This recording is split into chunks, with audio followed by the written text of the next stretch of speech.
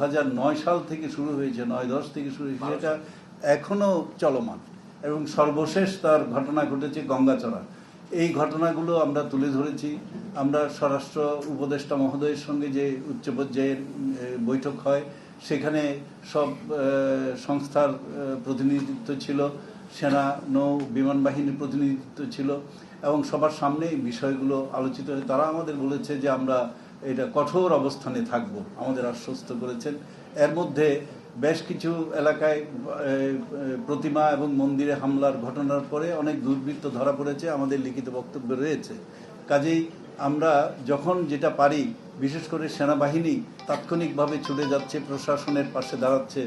তো আমরা এটাই চেয়েছিলাম যে হামলা দুর্বৃত্তরা করতেই পারে, কিন্তু এটার বিচার হচ্ছে কিনা, দুর্বৃত্তরা ধরা পড়ছে কিনা, এটাই আমাদের বিচার, আমাদের দেখার বিষয়।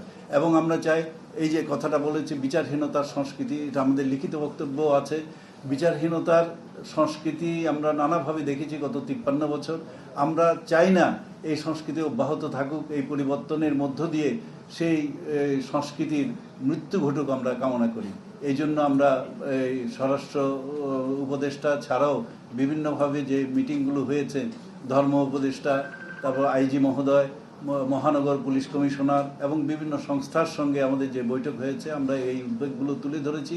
তারা আমাদের আশ্বস্ত করেছেন এবং তাদের আশ্বাসের বিভিন্ন প্রতিফলনও আমরা দেখতে পেয়েছি। 3 নম্বর যেটা,